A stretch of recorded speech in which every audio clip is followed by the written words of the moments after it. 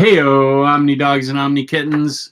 It's OmniDog here on OmniDog's Vault with a special live review of books with my good buddy, Fangirl Kristan. Kristan, how's it going? Oh, it's going good. How are you? I'm doing well. As a matter of fact, I see in the background of your collection, Black Hammer, and I am going to talk about a spin-off book of that. I cannot get enough Black Hammer spin-off books, and I'm going to be talking about one of those today. They're all good. They really are. There's one I haven't read, which I think is the one you're going to talk about. Ah, okay. I'm starting that soon. Excellent. Yeah, they are all quality reads.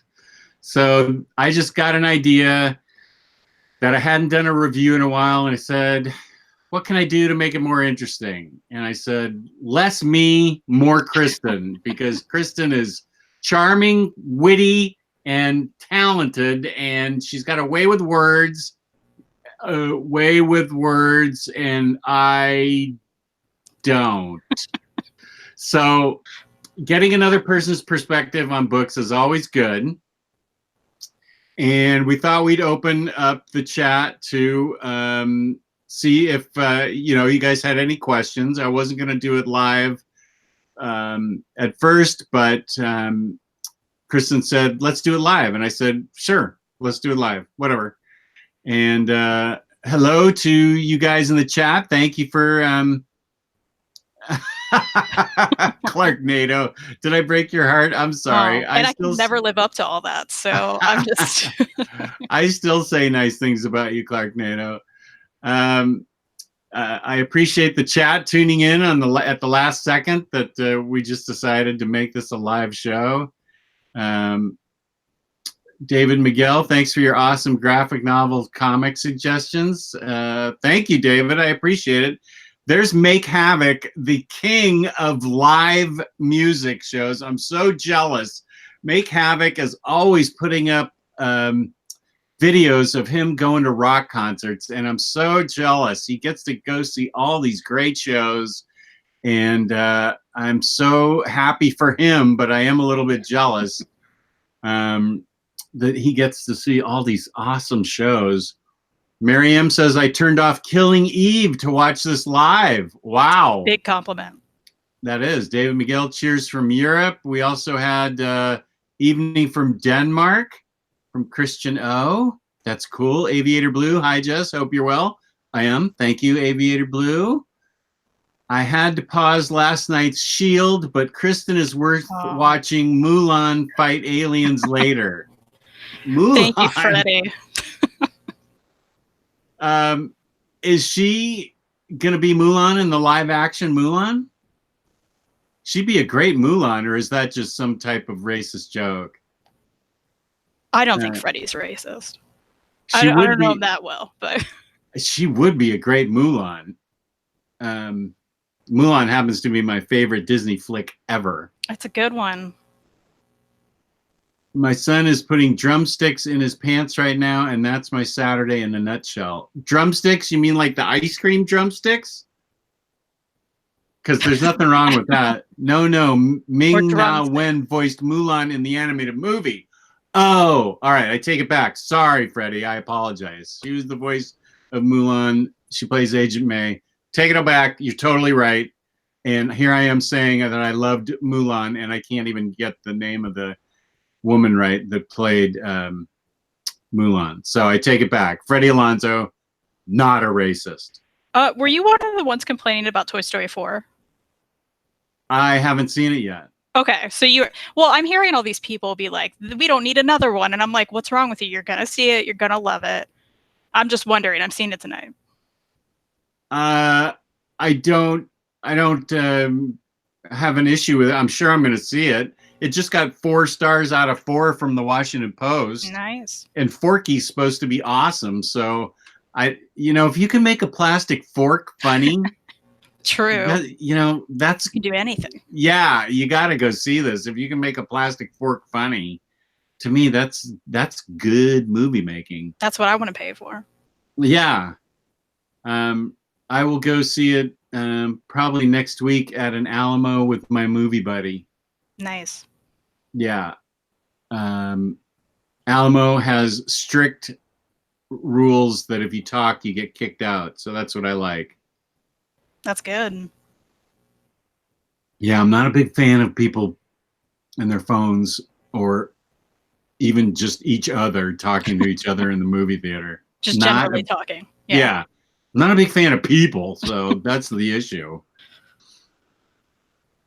And there's Stanley saying my favorite Disney is Robin Hood. That is a good movie. It's a good one. Yeah, that's a good Disney movie. I mean, I love Monsters, Inc. Yeah. I never Big saw the Hero follow-up to that. Is that a good one? It's The good. Monsters University, yeah. Yeah. It's good. Well, when And I Nathan get the Fillion's Disney... in it. So What's that? Nathan Fillion is in it. And I mean, he's charming in everything. He is. So When I get the Disney app or the Disney streaming service and I binge on everything and my eyes pop out of my head after 72 straight hours of watching Disney, I will watch Monsters University. for just $6 a month. I mean, who's not going to do that? It's a great deal. That's a crazy deal. That's a crazy deal. I don't know how anybody could not do that. That's I mean, Star Wars and Marvel and the Disney catalog. Yeah, It's a dream. it is a dream. There's David Codd. Christian O, which comic releases for the last half of 2019 are you looking most forward to? I got to think about what's out. What's coming out? Yeah, I do too. I'll tell you what. I'll go to my IST wish list, and that will tell me what I'm looking for. Or even they're coming soon. Yeah, they're coming soon thing, but I would have put them on there already. Yeah, I would have. Me personally, I'm hoping the next Giant Days hardcover is solicited because we only have 3, and we know it's ending at issue 55. So we're nowhere near it in the hardcovers. Where did the hardcovers stop so far? How many are in this? Let's see.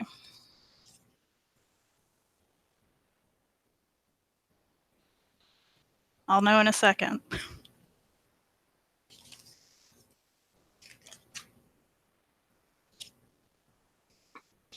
Not that far. I want to say 22, 24.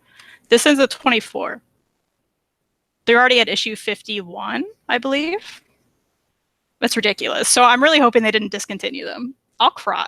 Oh, yeah. You've been like their main proponent fan in the United States easily.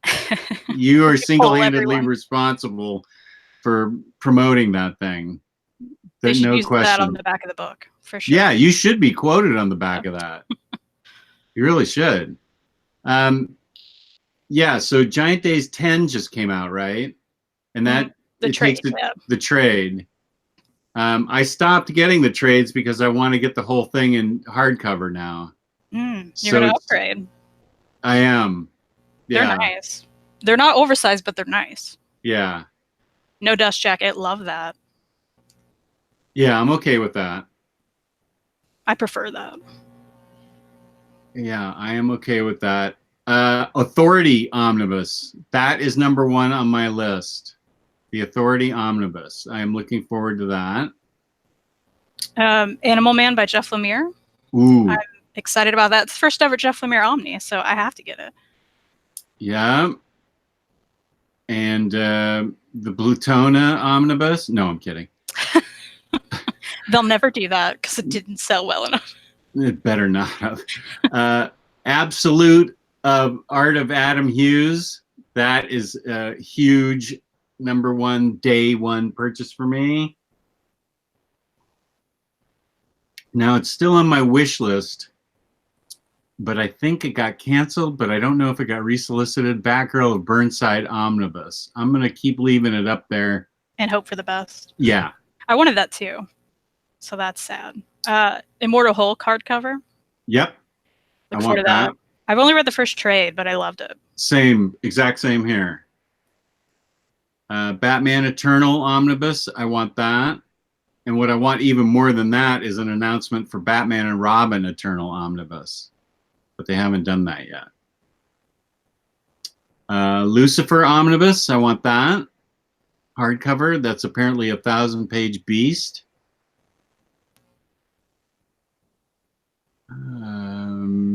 Yes, Clarknado, Giant Days is printed by Boom. Yeah. Oh, it is? That's right. Maybe I better not wait. Maybe I better get those hardcovers right away, because once they're out of print, they're not reprinting them. Yeah, you never know with them. Yeah. Thanos by Donny Cates hardcover. I want that. And of course, West Coast Avengers Trade Volume 2. Ms. Marvel hardcover Volume 5. Black Hammer 45. That's in October. What is that? It's just another thing in that universe, I think. Ooh, that sounds awesome. I'm actually not picking up those trades because I know they're probably going to do a library of all of them. So I'm reading those digitally.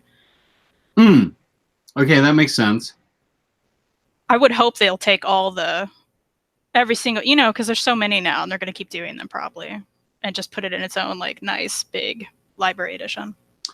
Yeah, I understand what you're saying, but I get such joy out of these trades, reading them. I mean, if I didn't have Hoopla, I'd be doing the same. You and Hoopla, damn you. But I'm telling you, you can get it. Yeah, I don't know how. My library doesn't. Sorry? Freya needs to talk to you. She's got it somehow with neighboring libraries. Mm-hmm. Apparently, Maryland is different than a lot of other states. Oh, yes, it is. And you can sign up to like any library, no matter what county you're in, which is amazing. So that's what she's been doing. Yeah, because they're not letting me do. The closest one to me is like Prince William County or something, and that's just a separate county than I am, and they won't let me do it. I'll have her talk to you. Okay. I feel like she has some underground Hoopla situation figured out. Okay, that's cool. Yeah.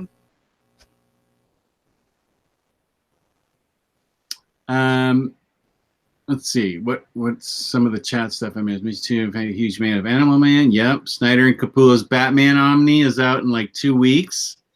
That's good. I am waiting. Oh, the next issues of Gideon Falls. You bet. I am waiting for Omni 2 to drop on Snyder and Capullo's Batman before I buy Omni 1. I want to see some continuous continuity love from DC. I'm not. Can't trust them anymore, right? I think my personal opinion is they're done canceling stuff. I think they're done canceling stuff. All the new stuff they just announced, like Bronze Age, Jonah Hex, and things, I think they're going to go through and print those. But they still have that history of not following through on complete omnibus runs. Now, they've done a good job so far on the Grant Morrison thing with Batman. They did do all 3 Green Lanterns by Jeff Johns. They did do all 3 JLAs by Jeff Johns. Of course, they do everything by Jeff Johns. Where's that coming from? Did you just hear that? No. Ooh. Are you hearing things? Is it because of your scary movie show? Yeah, I just did it right before this. So I want to see at least volume 2 from Batman by Snyder and Capullo before I commit. That's fair. Yeah. I just don't trust him yet. Oh, you heard it, Clarknado? Okay. But did he? What Legion of Superheroes run would you recommend, Jess? See, I'm not good on that because I only know the Silver Age Legion of Superheroes. I'm not good on Bronze Age or Modern Age, and the ones I love are silly. Silver Age, you can't get any sillier than Silver Age Legion of Superheroes. I mean, Bouncing Boy, Matter Eater Lad. What kind of superpowers are those? Triplicate Girl? That's like an office position, Triplicate Girl. It's like she's going to be your secretary or something. And Bouncing Boy, then Triplicate Girl, one of them gets killed and she becomes Duo Damsel. Princess Projectra, she just projects visions. These aren't really superpowers, and they're very silly, except for when Pharaoh Lad gives his life to save the galaxy. That, of course, is the greatest story ever written. So I'm not a good person to ask about Legion of Superheroes. You need to get somebody like Omar, somebody that knows the Bronze Age really well, because I bet there's some really good Legion of Superheroes stories written in the Bronze Age, but I'm not good on that. Although I did read. Wait a minute. What's the now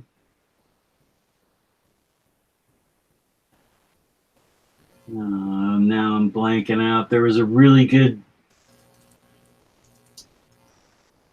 No, I'm not doing a good job. Legion of Superheroes. There was one where they went up against Darkseid, and I'm not seeing it right now.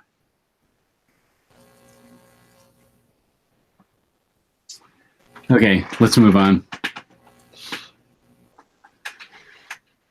Let's move on to something interesting. Like, what's a book you read and want to review, Kristan? You know what? I think I'm going to start some controversy. Uh-oh. I'm starting off the top with some controversy. Right on, man. How did you feel about the new Ghostbusters movie? The new Ghostbusters movie? You know, all female cast. Oh, I never saw it. Okay, well, you know how everyone hates it or whatever. Well, I loved it. And Kelly Thompson wrote a book called Ghostbusters Answer the Call with that cast. Ooh, Kelly Thompson's good. She's great. So if you saw the movie, you like the movie. These characters are straight up from the movie. Her dialogue's fantastic. It's a controversial pick, though, because a lot of people, didn't like the movie.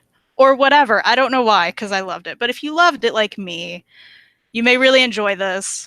You will enjoy it, because it's like just a continuation of the movie. They go through shenanigans. There's a ghost. They gotta bust it. And the great thing about the movie really was, the dialogue and the weirdness of some of the characters. And she really, really nails it in here. Who were the three Ghostbusters? Do you remember offhand? Well, there's four. I mean, they're all new characters. Yeah. But who were they in the movie? Oh, like the actresses? Yeah, do you remember? Kate McKinnon. I like her. Kristen Wiig. Love her. Melissa McCarthy. She's great. And Leslie Jones. Leslie Jones. She's from SNL. Hold on. There's some like. Oh, yeah. Yeah, okay. Yeah, they're all great. All-star cast. So I loved it. And again, if you like the movie, you're going to enjoy this. And if you like Kelly Thompson, you might as well try it anyway, because it is classic Kelly Thompson. She nails it. She nails everything. She's really great. Everything. Which I picked this up not even knowing it was her, because I was like, I love that movie. Let's try it. So I don't know if she's going to do any more of these. It's really a standalone situation, but I like the art. It's really cartoony. If you're enjoying the IDW Ghostbusters, it's kind of like that art. But this is its own separate miniseries. And who publishes it? Is it IDW? It's IDW, yep. Okay. That's my first one. Controversy. Wow. He loved it too. Thank you, Freddie. Thank you for saying that. He loved it too. Good. Well, I'm going to pick Man-Eaters. No, I'm kidding. I'm going to go with something a little less controversial, and I'm going to recommend Quantum Age. from the world of Black Hammer, I have also read, Doctor. I have to go off screen here. Where are they? Sherlock Frankenstein and Dr. Starr. Those are two you need to read first. Those are great books. After you read the Black Hammer books, then you can read those trades. They are of the Black Hammer world by Jeff Lemire, and they are wonderful books. This is great. It's set in the future, a future that is, well, let's just do it the Jess Bragg way. In the world of the Eisner Award-winning Black Hammer, blah, blah, blah, blah, but 100 years in the future, a collection of superheroes inspired by the legendary heroes of Black Hammer Farm must band together to save the planet from an authoritarian regime. A young Martian must find a way to reform the Quantum League to save the world by solving the riddle of what happened to the great heroes of the 20th century. So what we see is, you see the future with an authoritarian regime, but you also get a bunch of flashbacks as to the formation of the Quantum League. And this is actually a very thick trade paperback. You get a lot of bang for your buck here. It's not that expensive if you get it from IST. So it shows the beginning of a group that models itself after the Black Hammer kind of gang that's trapped on the farm in the Black Hammer books. And this is the brainiac of the bunch. He right here. Lots of twists and turns in this. A huge reveal at the end that is really surprising and very interesting. What they have to go through to fight this regime. Then you get a bunch of really interesting flashbacks as to how they fought crime together. Here they are. They've got a Martian, Black Hammer's great-granddaughter, like an armadillo-like thing that can read minds. It's the quirkiness that you've come to know and love with Black Hammer, set in the future, and I just could not. Okay, I can't show you that because that'll give stuff away. No, I can't show you that. That'll give stuff away. It is just remarkable that Jeff Lemire and Wilfredo Torres does a lot of great art in this book. But Jeff Lemire is like Joe DiMaggio in his 56 game hit streak. He is just hitting in every game that he steps up to the plate in. He is just whacking it and just absolutely hitting it out of the park, or hitting a hit every single time he gets up at bat. Quantum Age, if you've read Black Hammer, you need to get Dr. Starr, Sherlock Frankenstein, and Quantum Age, and just read fun, well-written comics.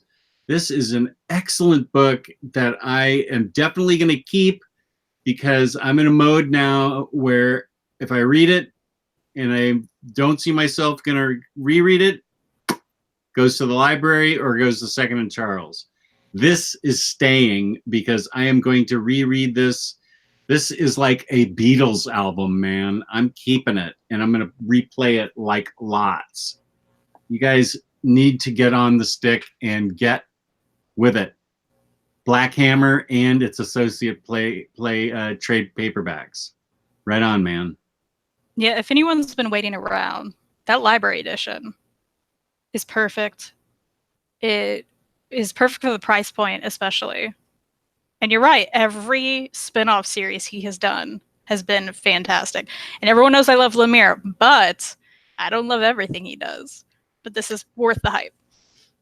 If you think about it, though, given his output now, he's only got one thing we don't like.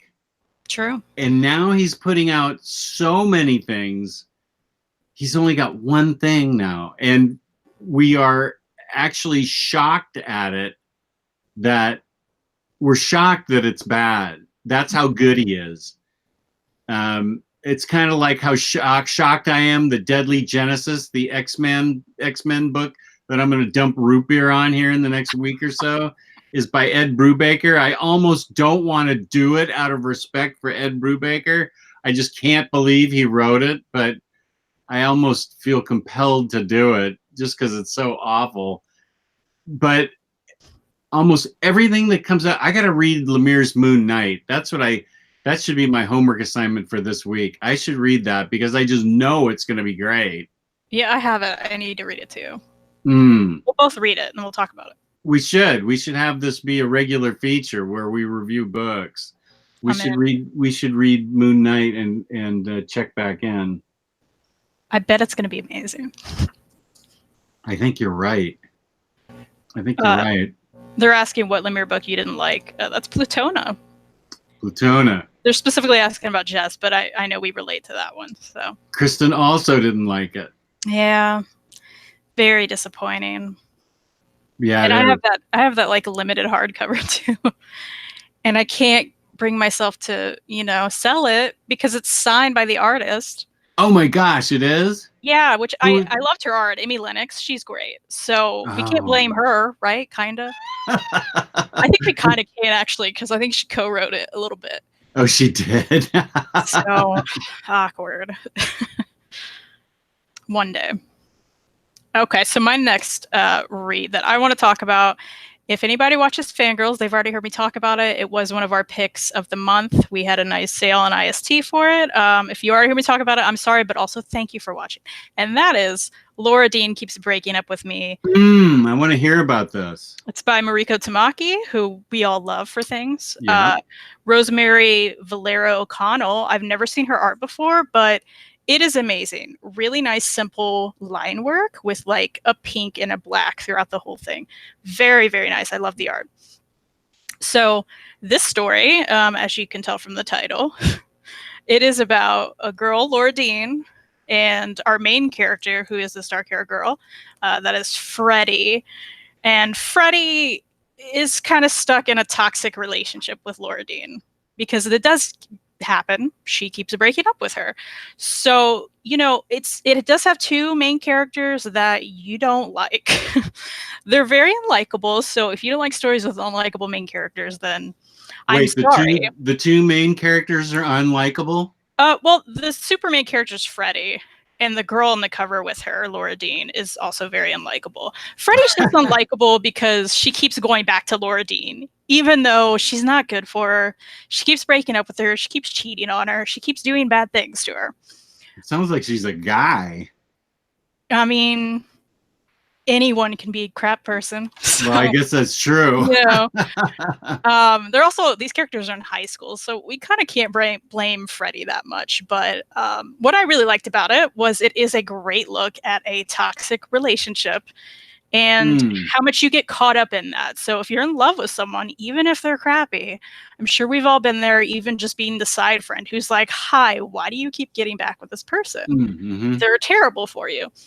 But you don't realize it until you've went back and went back and went back, and then you kind of wake up. So even though she's terrible and her girlfriend is terrible, all of the side characters are wonderful.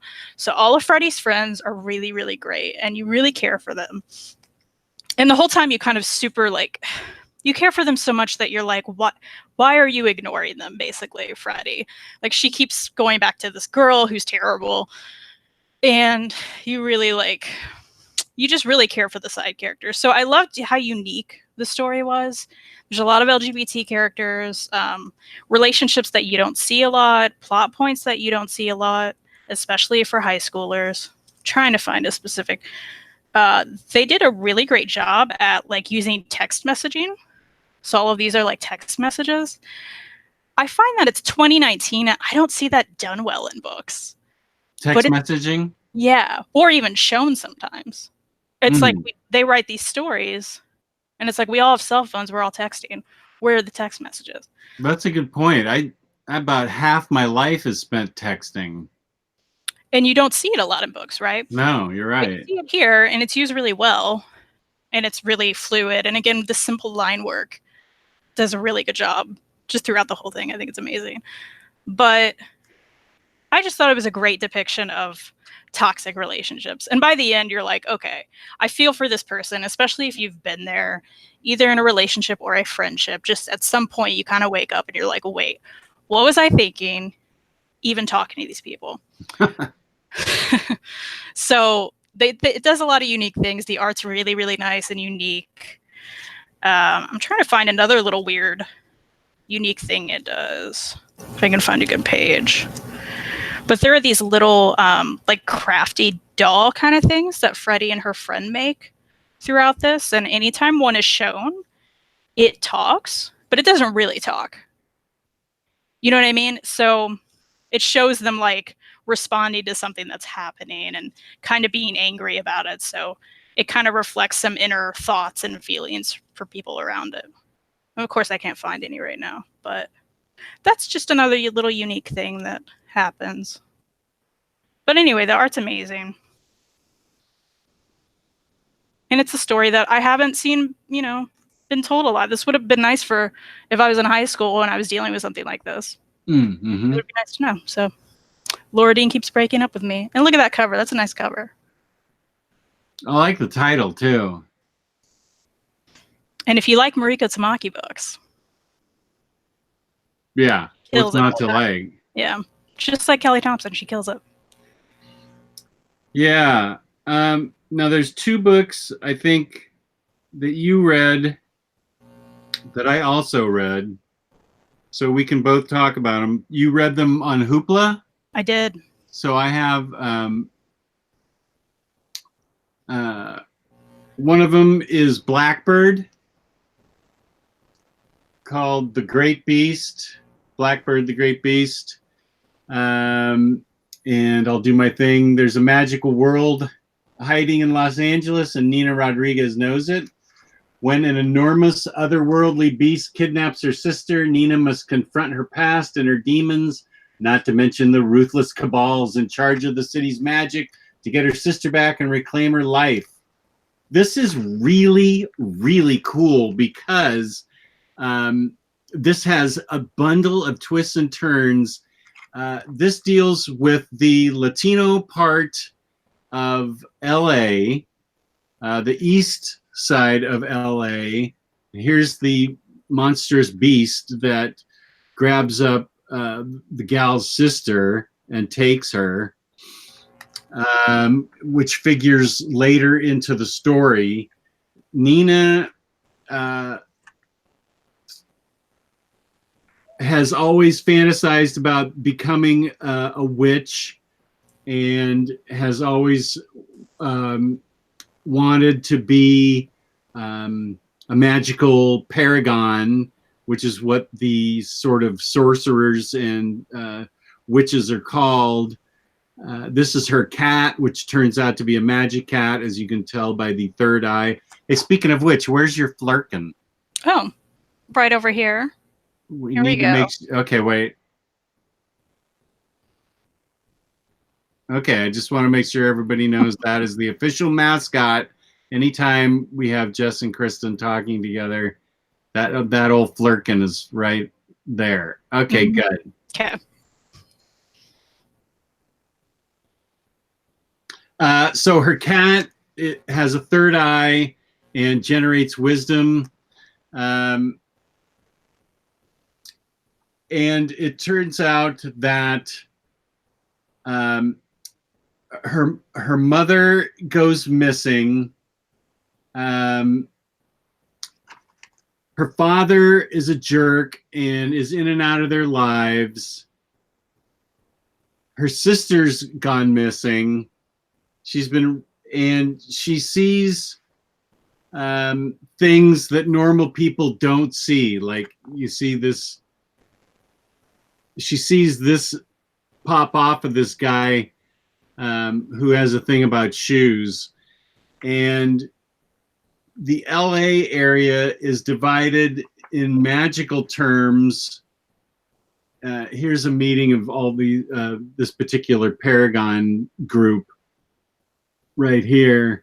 LA is divided into various regions of these various factions, and the east side tends to turn its nose up at the west side, which is where generally all the Anglos are. And it's full of really interesting takes on magic that you're not used to. I mean, this was a brand new to me take on magic, which I love magic. And it's got her making deals with various peoples in these cabals because she's able to see into some of these things while she's looking for her sister. It turns out she does have some powers of her own. She's trying to learn how to use them. I don't know, Kristen, what did you think of this book? Yeah, I really, really enjoyed it. What got me the most, Clarknado is actually saying it. Jen Bartel is amazing. Yeah, the artwork is crisp. She usually doesn't do interiors. She's known for her cover work. And I've loved like a lot of her variants and stuff. And it's just incredible. And it really adds that extra, like, I mean, the color's amazing. It adds that magical element that's really elevated by the art. Yeah. I thought it was fascinating. I didn't expect to like it as much as I did, really. But yeah, there were a lot of unique takes on magic. I think you're going to get something with this that you just haven't seen before. You know, the main character, I love how she was like obsessed with magic, but didn't know if it existed until she was kind of forced into it. Yeah. And then there's like a big reveal and like with all her family and stuff. And I love that. Yeah, the artwork is super crisp and really, it's gorgeously colored. And it's interesting how much it doesn't compare to Wicked and Divine at all. In case anybody's wondering if there's any kind of connection there. What's interesting is the cultural aspect of it. It's all on the east side of LA. And so it's going to have a lot of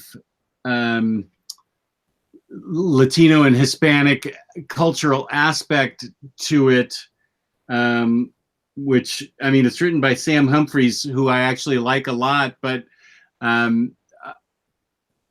don't know how he knows so much about that culture, but he certainly does. As far as I can tell, he seems to know it really well. And I found it to be culturally very interesting that they concentrated so much on the east side as part of Nina's domain, and there's other parts. The whole Los Angeles basin, is divided up into various factions of all these different witches domains, sort of. And so there's a power struggle going on for one where there's like a bit of a leadership vacuum. And so I found this book really well done, and I'm really happy that I got it. So I can recommend this wholeheartedly. It's funny you mentioned Wicked and Divine, because I can kind of see where people would immediately make that connection, kind of with the art, with the magic and stuff. But I think it is good for fans of that. So if you like Wicked and Divine, you'll probably really enjoy this too. If you like magic at all, like I do, this is a good book for you. Because I'm a big magic fan, and this helped scratch that itch, my magical itch that I always have. I like a good magical book. Magical itch. Yeah, I got a magical itch, man. Scratch it. That's what this book does. And I think you also said you checked out Middlewest. I did. This is a book Scotty Young wrote. This, besides I Hate Fairyland, I think this is probably the only other book by him. What's he writing right now for Marvel? He's writing some big book. He just finished Deadpool a while back. Oh, he did? Okay. Yeah, but I think he's done with that, so I don't know now. This guy can write. I liked Middlewest a lot. It's a how am I going to describe this? Maybe I should let you try and describe this, and I'll I mean, you can read the back if you want. That is what I'm famous for. You should do it. You should do it. It'll be better than what I could say. Well, it is hard to describe. Actually, you know, he has a falling out with his father. This little kid in the middle of I think this is kind of an alternate America, I would guess. Like a farm town, yeah. Yeah, Farmington is what it's called. He has a falling out with his father, who looks to be some type of tornado god, and he touches this kid, and the kid, his son, he touches the kid in an angry way, and it gives the kid these powers of wind energy, type of explosive, angry wind energy that the kid uses accidentally whenever he gets angry. The tornado levels his town, and you can see here that things run like this train. This train runs on a vat of exposed pink liquid, and this liquid's all over the place. So this is definitely a parallel Earth type situation, because these exposed things are all over, where you've got a I'm trying to find see, here's like a hanging lantern full of that pink liquid. He's got a talking fox friend. The mother has left them because the father is has such a violent temper. But the fox is his friend who talks, and the kid sets off on his own to try and get away from his father. They immediately get in trouble on a train as hobos, and an old man comes to their rescue. Here's some more of that pink liquid. An old man comes to their rescue, who is not nefarious. He's actually a good guy. And he discovers, the art is great in this book. He discovers the kid's powers, suggests that he goes to a circus. Well, here he is when he discovers the kid's powers. Says he should go to this traveling circus entertainment troupe act and contact his sister there, the old man's sister, and she can give him some answers. And so that's what he sets out to do, is to find this circus. And that chapter, when things get going at the circus, they have a long, journey that they take to get to the circus. But once they finally do get to the circus, it really ratchets up a notch, because there's all kinds of carnies there and all kinds of interesting people, and it turns out the woman that runs the show is the clairvoyant sister of the older man that rescues the kid. His name's Abel, by the way. And we see some flashbacks, just how mean the kid's father was to him. And they're trying to decide, because they know they know that Abel's father's coming after him, and he's got like the tornado powers, and they're not sure what they should do, if they should interfere, give the kid up, what exactly they should do while they're putting on these performances every night. And he's learning tricks of the trade and how to run the sort of grifter type things at a circus. And it's really imaginative and interesting, and he's looking for answers while trying to escape his father, and he's trying to understand his own powers, and it's really well done, and I personally really am looking forward to volume 2 of this so that I can find out exactly what powers he's got, how exactly he came by them. You know, did he inherit them from his father? What's going on with his mother? How he can use his powers. So is he going to use them for good, or is his dad evil, or does his dad just have a bad temper? Where are we going with this? So I don't know. That's my take on it. What did you think? Yeah, I love the art. Like you said, the art is amazing. I don't know what that guy's done before, but I want to read it all now because it was a pleasure to look at the entire time. And, you know, I will say there needs to be a warning at the beginning for the major verbal abuse that kid is put under. Ooh, yeah, that's a good point. And it's right at the beginning. So yeah, he gets beaten on heavily verbally. Yeah, and I guess physically, because he does, you know, create that thing. So there's a lot of verbal, like it was hard to read for me, just as a caring person. So I can't imagine actually dealing with that. So if anybody has problems with that, that's a major warning for you, because it is right there at the beginning and there's tons of it.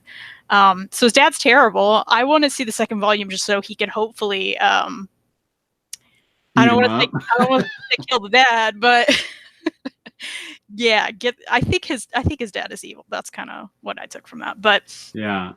I love the fox. Yeah. You know, usually when there's a talking animal, it's a good time. And that fox is extra sassy, which I love. So that was really fun. I think this could be like an amazing cartoon movie. Yeah, I think so too. There's so much interesting going on with it. And the design of this other world, there's a lot of good world building going on in it. And the design of this other world is really cool.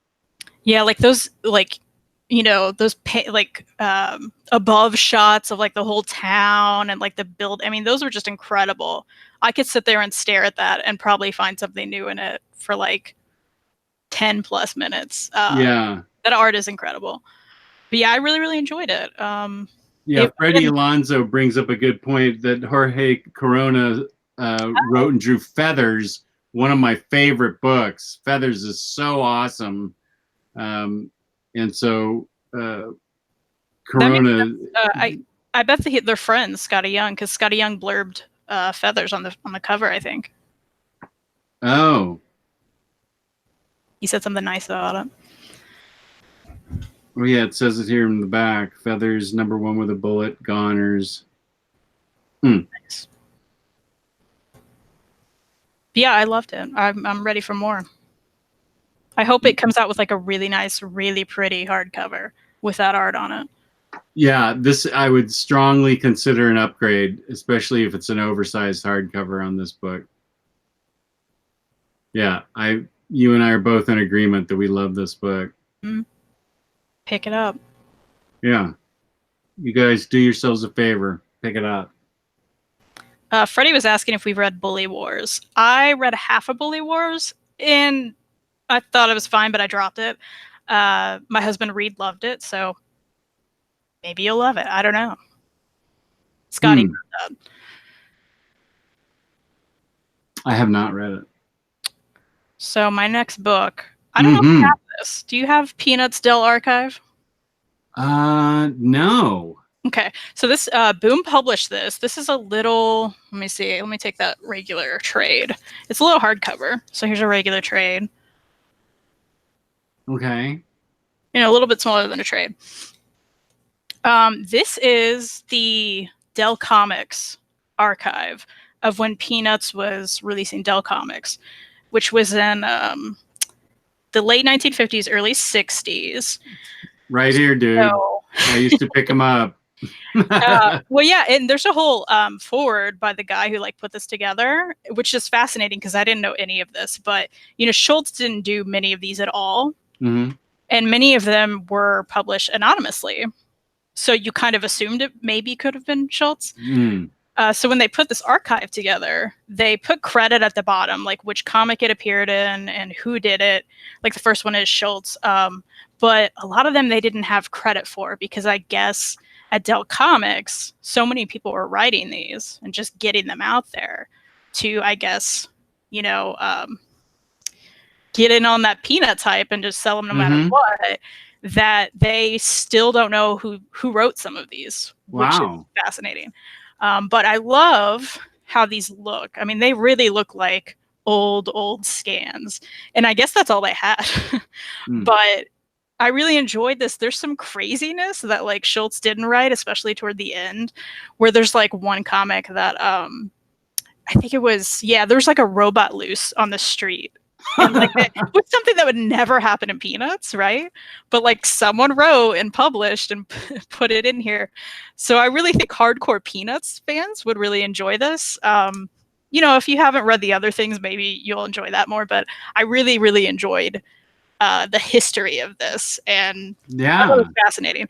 And there's tons of Schultz covers that he did. So if you're only a Schultz guy, and I guess like this Jim guy, Schultz was like friends with, so he trusted him to do well, and those were better than other ones that like maybe they don't know who wrote and did it.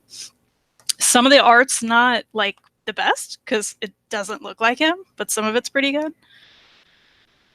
But I thought this was really cool, and the introduction gives you a whole background and makes it extra fascinating. So I really like this, and I think it's a really cute little hardcover. And again, it's Boom. So if you're at all interested in this, you may want to grab it because who knows with Boom anymore. How did you find out about this book? I saw it solicited and I got it. Oh, wow. Yeah. Is that a recent book you picked up? I'd say several months ago. Uh-huh. Maybe sometime last year, but I read it somewhat recently. The list is only $25, so IST will have it cheap.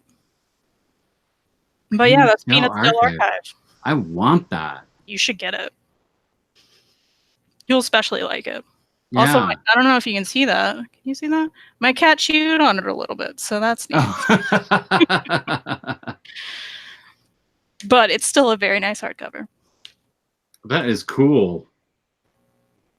That is really cool. Let's see.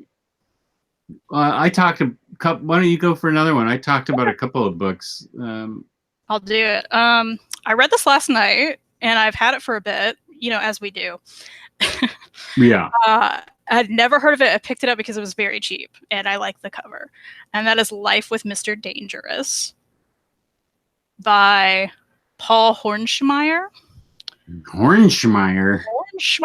I'm not sure if that's even how you say it, but whenever somebody has a name like that, I feel sorry for him doing something over the phone. Yeah. Oh, yeah. Or just spelling it. Yeah.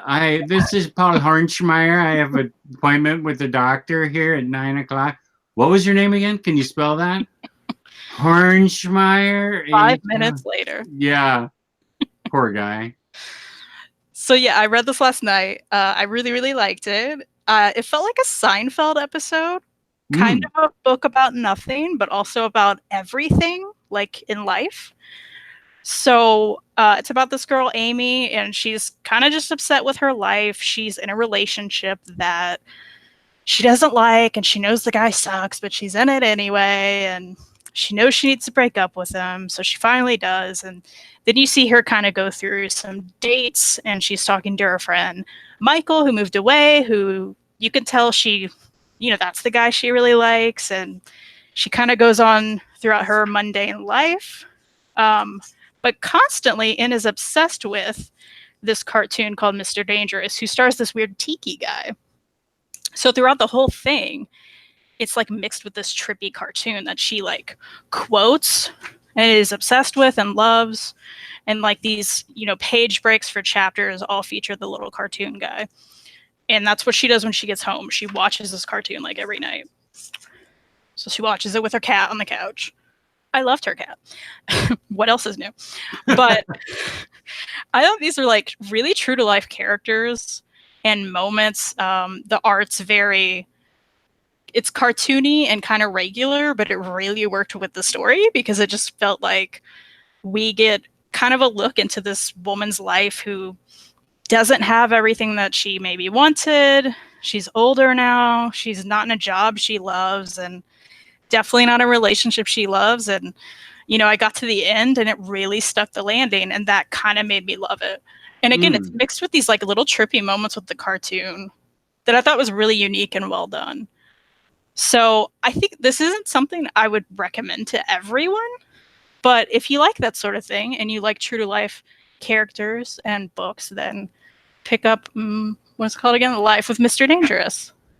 Or your last name is Hornschmeyer. I like this Hornschmeyer guy, though. I'm going to have to look him up. That's awesome. The book I will recommend is, I haven't done a review on it yet, but I read it a couple weeks ago. It's beautifully drawn and really well written. Brian Michael Bendis's Pearl. For some reason, I believe single issues of this have skyrocketed in price, and I think on eBay they're quite pricey. This is about an albino Asian American woman who is a tattoo artist, and she owes the Yakuza in San Francisco the occasional kickback. It turns out that she also has a talent for assassination, and she gets drawn into a gang war because she interferes with an assassination, and it turns out she has her own skills as an assassin.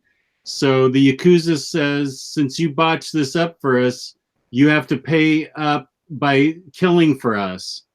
And it turns out she's really good at killing, besides being good at tattooing. And the page layouts and the artwork and the colors and the story are really, really good. I think Brian Michael Bendis is in my top 3 for crime writers. First, Ed Brubaker, then Greg Rucka, and then Brian Michael Bendis. This is a Jinx World book. I love Bendis's crime stuff. This artwork is by Michael Gaydos, and they're a great team.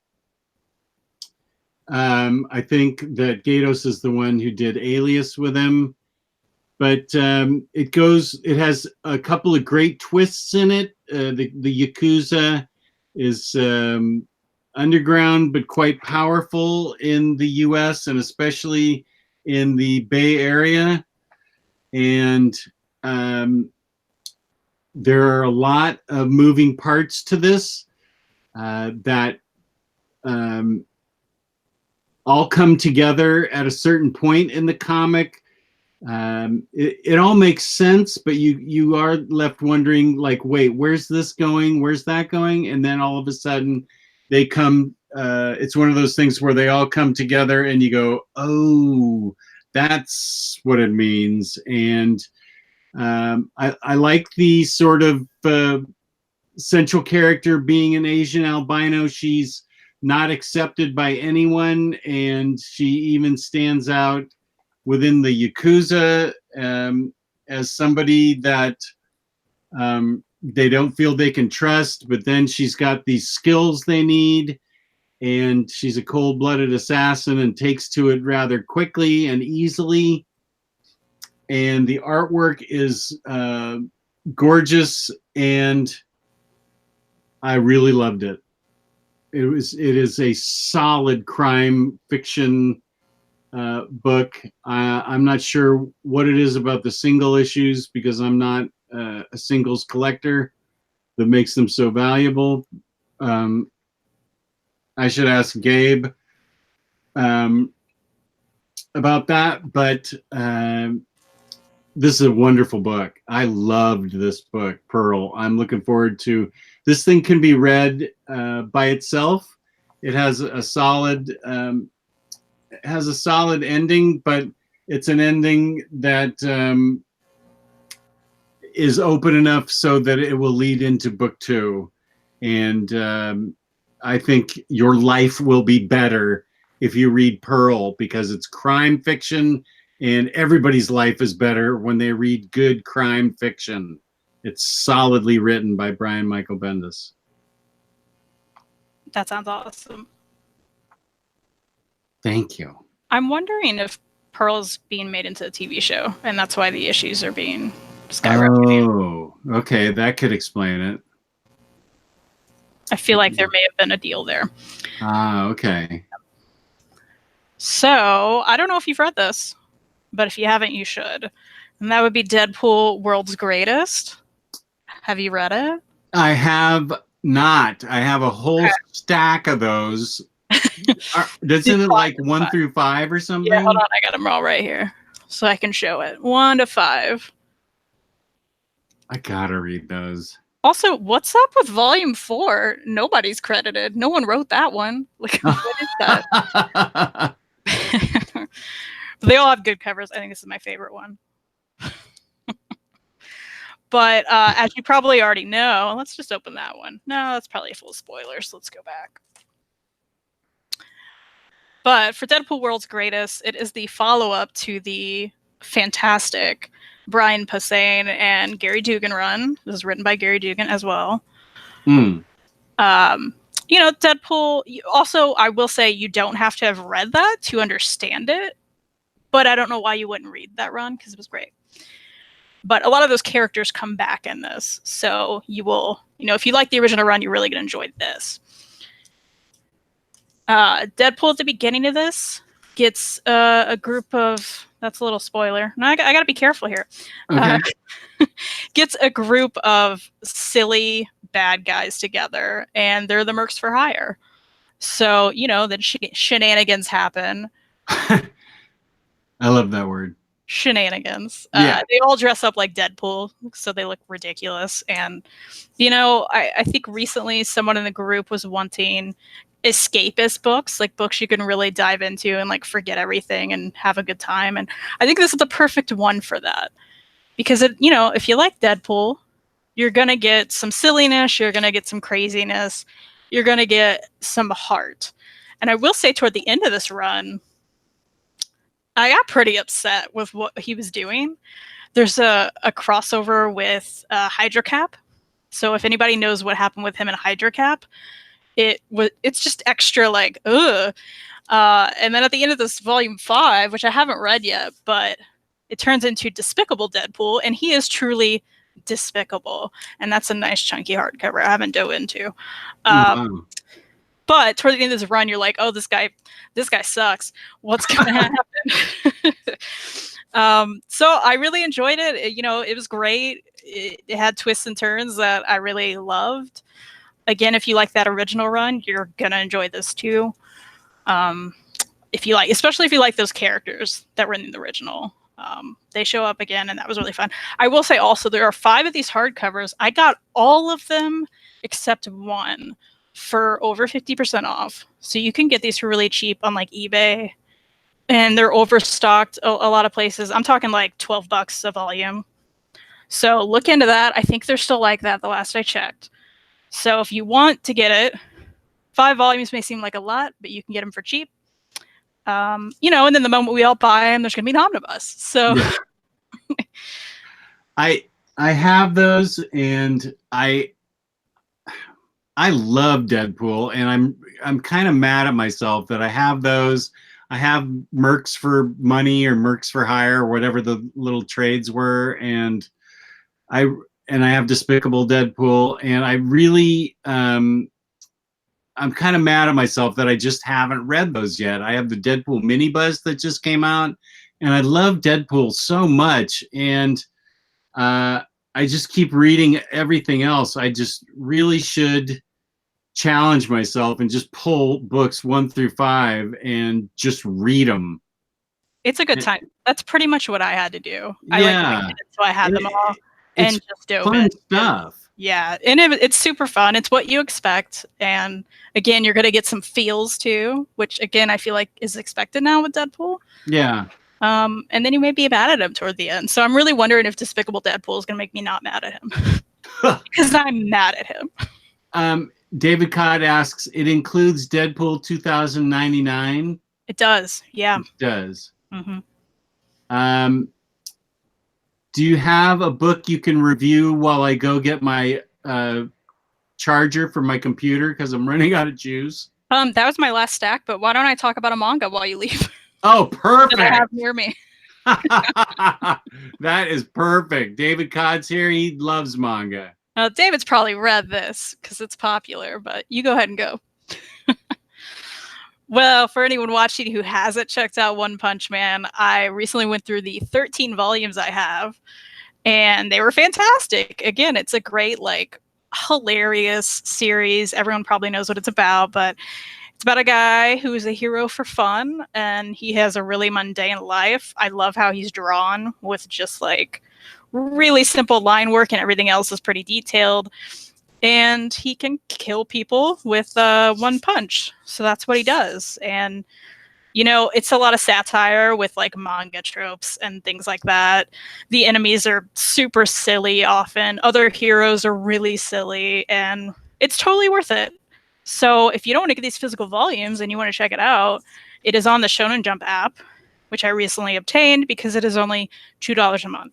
So all of it's on there. And it's so fun and so good. And just also silly. I mean, look at this guy. He's so great. He's fantastic. So if you haven't checked that out, again, what are you waiting on? Look at this. And if you don't like manga, well, you can't say you don't like manga if you haven't tried stuff. You just don't like some manga. This is one I feel like is pretty universal, and it's loved by a lot of people. And you should check it out if you haven't. I think even Jess should check it out, but he never will. So, you know, it's never going to happen. There he is. I was telling everyone you'll never check this out, but that's fine. Ew. Someone's asking if I've seen the anime series, and if so, how does it compare? I don't watch a lot of anime at all. I really just read manga. So I've seen the first episode of One Punch Man, and that's it. I liked it, but I'll probably never go back. I just prefer reading. I do have a big anime announcement. I'm going to be watching Neon Genesis Evangelion? Evangelion? Evangelion? Is that what it is? Yeah.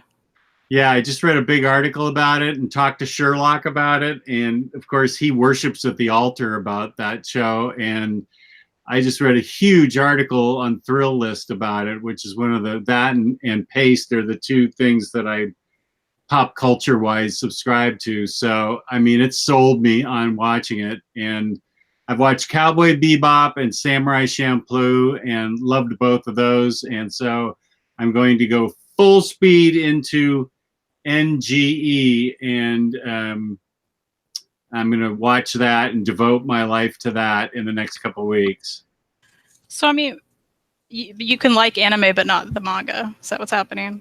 No, I think anime is just easier for me to understand and get and wrap my head around. But you still like Ito stuff, and that works for you? Is that, or you just have it? Huh? You just have it. You haven't touched it. No, I read the spirally one. What's that one called? Uzumaki. Uzumaki, yeah. And I haven't read Tomi or Shiver yet. And I got Death Note. And of course, The Akira, yeah. The Akira box right there. Mhm. I still have that. So the issue is, well, there's two issues. One is that, I mean, I've read enough manga that my brain just is not elastic enough anymore. I don't think. I just cannot adjust to reading them backwards instead of the Western style. It is just, I don't know if it's my age or that I've been reading Western style for so long that I just cannot grasp the reading it backwards. And I find the subject matter to not be really very interesting. I loved the Uzumaki. I thought that was terrifying. And I'm looking forward to, I'm going to read Tomi and Shiver in October. So I'm definitely going to give those a shot. And those were not hard for me to read. Uzumaki was not hard for me to read. For some reason, I grasped that. But like, I tried to read Monster, and that was just a chore for me to try and read. It was just really a chore. And That's too bad. I know. I'm checking it off to brain inelasticity because of my age. But it's been that way for like the past 5 years. Anime is a lot easier for me to dig. Do you think you'll ever open that box set?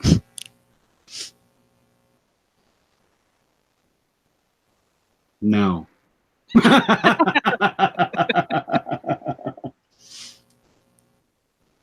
Are those Akira stories written Western style, or are they? No. No, they're not. No. No, and you know what? It's going to be too hard to sell it because that's about $45 worth of shipping charges right there. So I don't know. I think I'm going to get those fake cobwebs and put it back on there and just have it be a conversation piece. That's a heavy conversation piece. It is a heavy. Yeah, and I also read what's the superhero one that everybody loves? My Hero Academia. Yeah, I tried that one. Well, then you can't say the subject matter isn't appealing to you, because clearly some of it is. Well, no, I tried it and I didn't particularly care for it. Well, then that means you didn't like it. But there's plenty of, I mean, it's just like Western books. There's plenty of other things you're going to like. You may not like My Little Pony, but you're going to like Deadpool. That's like saying we ought to like any of those subject matters of Western books. Yeah, that's true. But it's also the style in which it's written is just, it's. Well, but there are different writers. No, I mean the left to right thing. I understand that, but that's not a subject thing. No, but that's a style. That's a format thing. I mean, but that's how they live.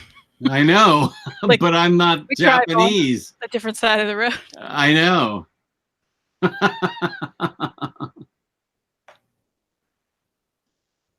Oh, a fan, Melvin Metal fan. Hi, Jess. I'm French, and I have to say that I love your videos. It helps me a lot, so thank you so much. Woohoo! Thank you, Melvin Metal fan. Thank you, buddy. As I'm getting grilled on manga by my guest. I'm not getting grilled. I just don't understand people being like, "Ah, it's a subject matter," and I'm like, that's just comics written by Japanese people. You can't say that. Like, well, it's too hard for me to read that format. That's a different thing. Okay, well, I'm saying it's too hard for me to read that format is really the thing. And people are saying the paperback editions of Akira are not flipped, or they are flipped from the regular, so they read like you wanted to read. But that doesn't help you now when you have the box set. Because it's not flipped. Right. Oh. But the paperbacks are. So if you wanted to read it Western style, you could. I'm going to print that out from Melvin Metal Fan and put it in my fan mail binder.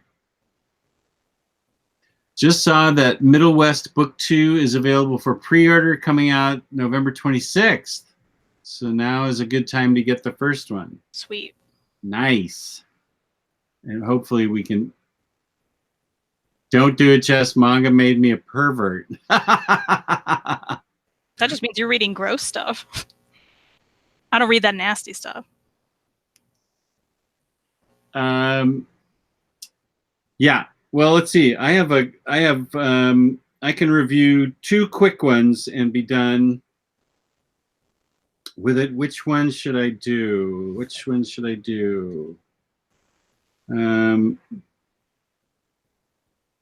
Let's see. I feel like Omar already talked about that. I'll do Lady Mechanika because I thought this was one of the better Lady Mechanika books out there. This is steampunk. Lady Mechanika showed up mysteriously. Half her parts, it's a steampunk book, so half her parts are mechanical. She has, it's all Joe Benitez art, so it's all fantastic art. And he does all the pencils in this and has co-written all of this, which is great because some of the earlier books he had farmed out. But the artwork is wonderful. And in this, her engineer partner in crime has taken a previous failure to heart and has been getting drunk every night and has just gotten worse and worse and not been creative at all. And she finds Lady Mechanika, as you can see right there, with her mechanical hand. This is the steampunk era in London around the turn of the 20th century. She finds that there is a hand that has been discovered by a corporation that is headed by a rival of hers, and a hand similar to hers has been discovered by it. So she needs to find it out because she doesn't know how she got the way she is, and that's one of the things that drives her, is to try and find out the man who turned her in to what she is now. She's also an awesome fighting machine. She's taking on all these fighters, and all of a sudden up pops right here a woman built similarly to her, with the red eyes and everything, which takes Lady Mechanika by surprise. And this other woman wants the hand too, which is in a safe deposit box in this corporation's room. And they will meet again. Lady Mechanika gets foiled, but she wants to get to the bottom of it. And meanwhile, her engineer friend has all of a sudden been visited by a French muse. Here's the handsome detective that's always helping Lady Mechanika solve cases. Ooh. Yeah, you want another picture of him? There's some beefcake for you right there. Cake. Yeah.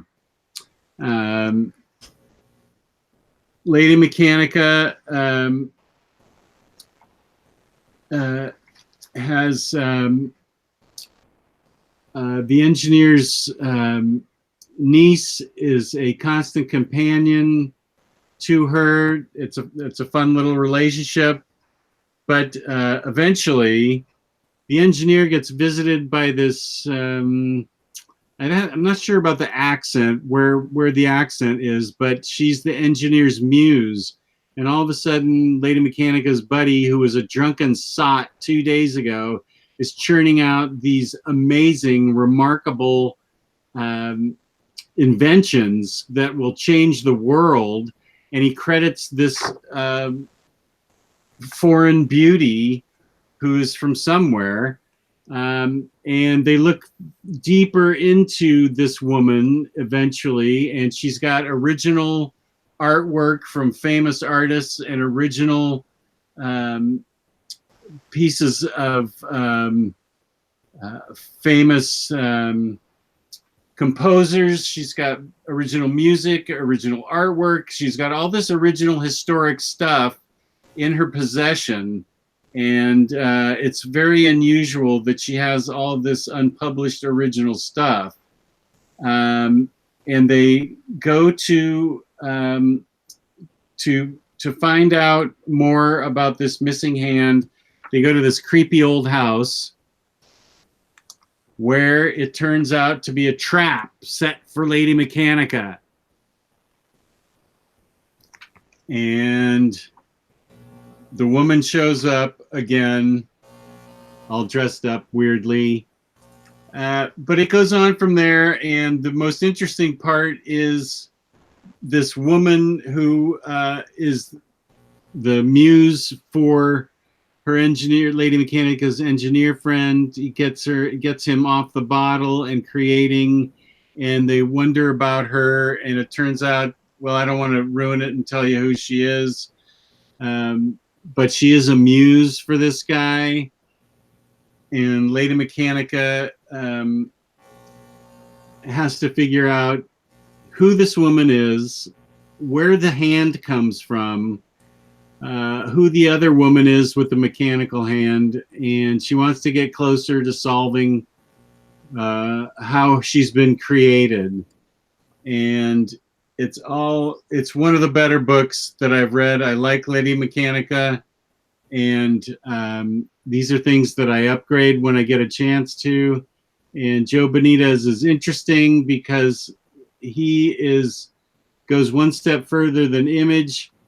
He does Joe Benitez Productions. He publishes the whole thing himself, distributes, publishes the whole thing himself, and does everything on his own. I have never had a chance to meet him, but I would love to meet the guy because his artwork is tremendous, and I just love the steampunk ethos that goes on in these things. And it's just a lot of fun, and I just totally dig it. And if you have Hoopla, they're on there. And if what? If you have Hoopla, some of those are on there. So I've been planning to read those. Oh, good. Yeah.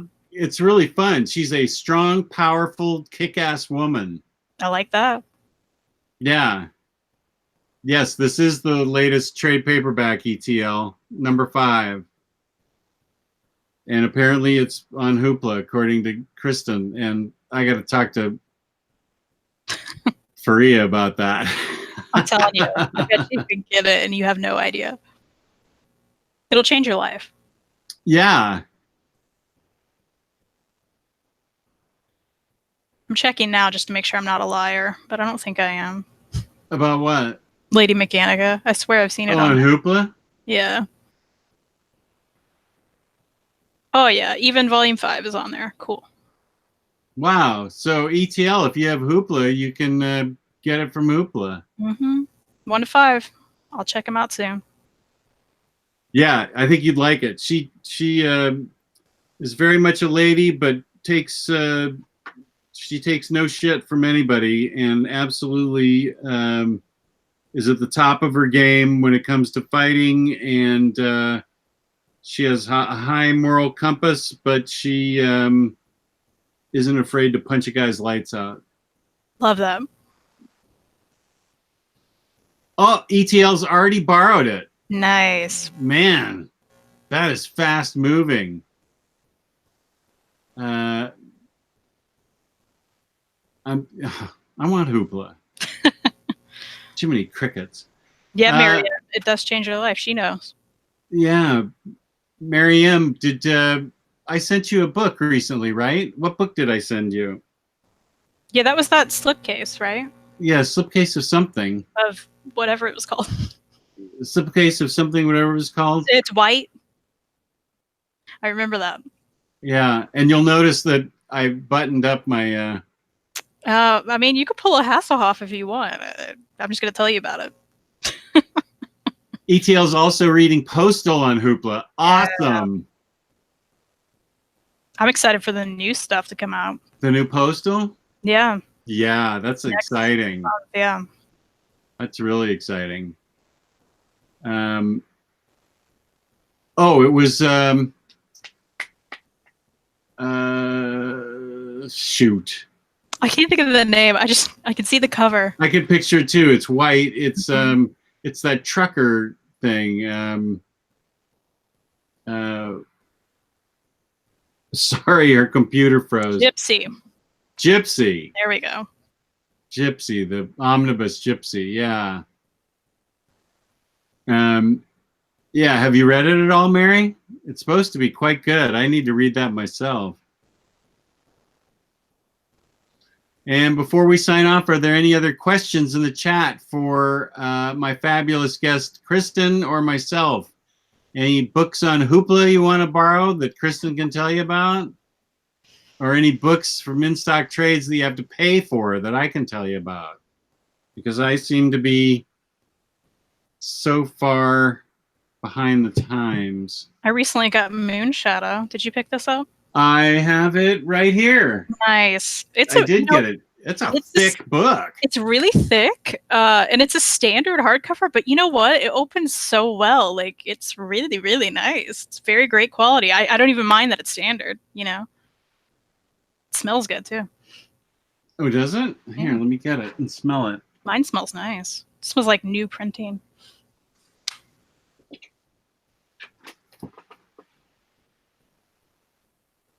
Oh yeah. Yeah, that's good.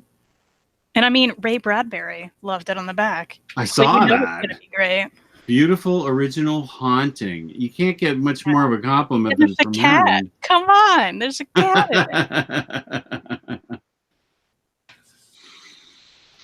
Does It's smell good, good. right? Why does it smell so good? I don't know. Breathe deeply. How long do you think we can do this before everyone leaves?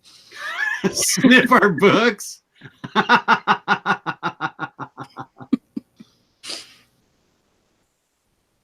Jess, when are you going to have Reed on again? Hopefully after I get my copy of Hardcore Anxiety. That's actually a pretty good idea. I should have him on and we should talk about Hardcore Anxiety. You should. He would love that. Yeah, that'd be good. Not next Saturday, but maybe the following Saturday. Next Saturday is the debut of a Batman-centered show that I'm going to be doing every other Saturday. Oh, you just have a million shows going on, don't you? With other people, yeah. Yeah. I have a lot of guests. Yeah, this is with Taylor Brown. He's a Batman expert, and we're going to review the Black Mirror Absolute. Sweet. And then every Saturday that's not a review, we're going to have a topic of discussion on Batman. That'll be fun. Yeah, actually, he had a bunch of really interesting topics that I thought were good. So, yeah, that's every other Saturday starting next Saturday. And then every Tuesday, I'm going to start. It's not going to be a live show. It's going to be a recorded show. I'm going to start a review show with good old Tyler Blunt, whose nickname is going to be T-Bone. It's going to be the OmniDog and Bone Show, the Dog and Bone Show. It's because I need to get Tyler on the air more because he's so funny and he just never gets on the air. He's fun. Yeah. I need to get him on the air more. So it's going to be a review show similar to this. David's asking, what about the Bat manga? There's also Bat Manime. Have you seen the Bat manga? Actually, I have it. Okay. I do have it. Where is it? The Bat manga. Yeah. Yeah. Right up there. Number 1 I have. Derek from Texas. I have a feeling I know who Derek from Texas is. I think it's Cycle Cleveland. Go ahead, Derek from Texas. I have a question for Jess. I would like you to answer in a serious manner. Mary's asking what this smells like. I don't know. It's like... It smells new. Yeah, it smells really new. Like in a good way. Like new pages. Yeah. Not like decaying pages. Like you go into a comic book store and it smells like decaying paper. I mean, some of that old stuff smells good, though. Yeah, I agree. I love that smell. Yeah, Derek from Texas is definitely Cycle Cleveland because he's quoting me Howard Stern quotes. Have you read his new book? I have not. I need to get it. I want to get it too. I love his wife. Oh, she's a saint. She rescues tons of kittens and She cats. sure does. She's amazing. Yeah. They live with like 20 or 30 cats. Yeah.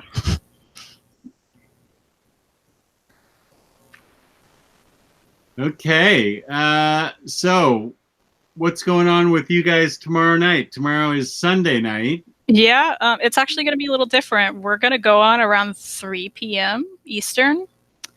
We're going a little early. Oh, why is that? There's a special reason we're going to announce during the show. Oh. But you guys will be off by then, so it'll be fine. Oh, yeah. We're on at 12. I would think so, yeah. Yeah, we only are on for like an hour. Yeah. My Heroes Have Always Been Junkies book stinks. Oh, no. Huh. That's weird. That is weird. This makes me want to smell everything around me. Yeah. What's Lady Mechanika smell like? She's fairly neutral. This is your next show. It's called Smelling. Book sniffing with Kristan. Oh, Ghostbusters pretty good. Pretty good. Okay, so Kristen's on tomorrow at 3. I'm on tomorrow at noon on the OmniBros. David Kide, yes, Beth does host the Kitten Bowl. Yeah. Which is the best Stern. bowl. Yeah.